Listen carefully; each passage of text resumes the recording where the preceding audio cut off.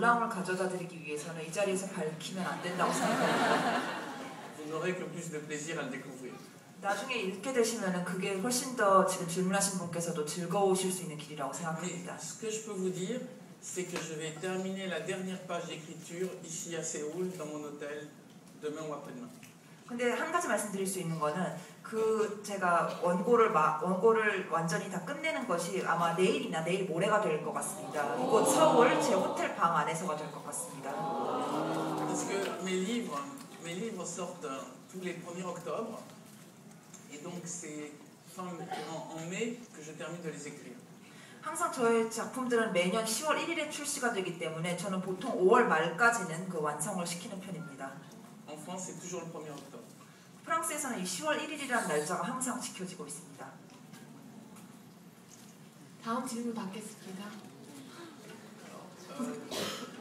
Choisissez-vous. C'est moi qui choisis? Oui. Je vous donne le choix. Mademoiselle? Oui? Bon, je ne vais pas les prendre au milieu parce que ça crée des problèmes. Allez-y. 베르나르 Levez-vous. 서울대학교 미술대학 주소가 황지윤입니다. 베르나르 베르베르 씨의 나무라는 소설을 되게 감명 깊게 읽었는데 거기 나오는 단편 중에 하도 오래전에 읽어서 기억은 잘 안 나는데 모든 걸 다 버리고 그냥 뇌만 남긴 채 살아가는 박사에 대한 이야기를 감명 깊게 읽었는데 그거에 대해서 그 작품을 쓰기까지의 과정을 듣고 싶습니다. Bonjour, je suis Hwang Ji-eun et je suis étudiante de la faculté des Beaux-Arts. En fait, il y a quelques années, j'ai lu avec beaucoup d'impression votre livre L'Arbre des possibles. Et parmi toutes ces nouvelles, en fait, ça fait très longtemps, je ne me rappelle pas très bien le titre, mais je me rappelle d'une histoire qui parle d'un docteur qui était mort seulement sans son cerveau. Le docteur dont le cerveau était vivant uniquement. Donc, est-ce que vous pouvez nous expliquer le processus pendant lequel vous avez écrit ce livre, cette histoire, pardon. Oui, c'est une allusion au fait que j'avais envie à un moment de m'isoler complètement et qu'il n'y ait plus rien qui me dérange pendant ma création. Et j'ai poussé cette idée, d'imaginer la possibilité d'être tellement pas dérangé qu'on ait juste un cerveau qui crée avec plus aucun contact avec le monde. 네, 이것은 저의 사실 환상에서 비롯된 이야기인데요. 제가 이것을 쓰는 동안에 정말 남들과 사회로부터 완전히 격리가 된 채 저의 창작 활동을 하는 데 있어서 그 어떠한 방해도 받고 싶지 않았던 그런 순간이 있었습니다. 그런 순간에 저는 완전히 방해를 받지 않기 위해서는 정말 뇌만이 살아남아서 그 사회든지 뭐 어떤 사람이든지 일체 그 무엇과도 접촉이 없는 상태를 그때 제가 상상을 했었습니다. 그런 배경에서 쓰게 됐습니다. En fait, c'est un peu paradoxal, mais je suis un grand timide et je déteste voir du monde.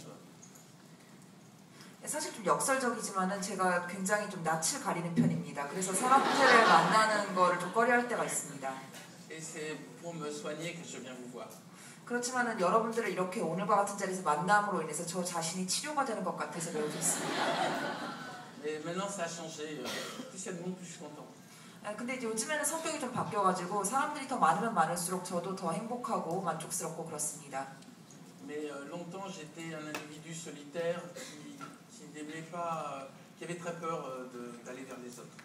그렇지만 저는 한동안 상당히 오랫동안 굉장히 고독한 것을 많이 느끼는 사람이었고 그렇기 때문에 그냥 혼자 있는 걸 좋아했고 다른 사람들과 만나는 것을 좀 꺼려하던 때가 있었습니다.